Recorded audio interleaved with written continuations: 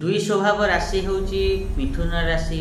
सही मिथुन राशि जेते सब व्यक्ति अछंती तांको पई भूमिपुत्र मंगल आगामी 11 मे 2026 रु नहीं 20 जून 2026 दीर्घ 40 दिन धरी कौन सबू स्वराशि रे गोचर करिया द्वारा कौन सबू मिथुन राशि व्यक्ति मान प्रभाव पकेबे, कौन सब शुभ अशुभ फल देवे से विषय आज आम ये भिडियो रे आलोचना करिबा।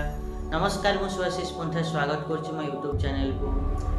साहस एवं पराक्रमर ग्रह मंगल मिथुन राशि व्यक्ति मान एकादश भावर अधिपति हो एकादश भाव गोचर करने द्वारा कौन सबू फल देवे, तांको ऊपर कौन सबू प्रभाव पकेबे से विषय तो डिटेल्स रे आलोचना करिबा।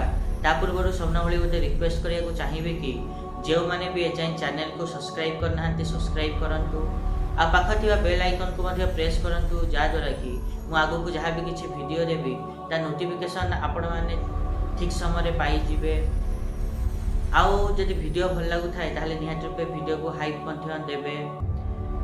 जदि आमे मिथुन राशि कथा कहिबा ताहले मिथुन राशि व्यक्ति मान पई मंगलंक गोचर एकादश भाव में होउथिबारु 11 मे 2026 रु नहीं 20 जून 2026 जाए आपण माने देखिबे कि आपण मानकर एही समय स्वास्थ्य भल रहिबो।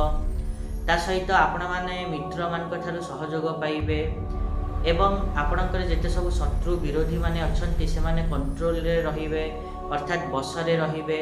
किंतु आपण माने निजर कड़ापण निजर कड़ा कथबार्ता प्रति सतर्क रहिबार अछि, कारण आपणकर कड़ा कथबार्ता जोगु परिवार सदस्य मान सहित मनमालिन्य हो पारे।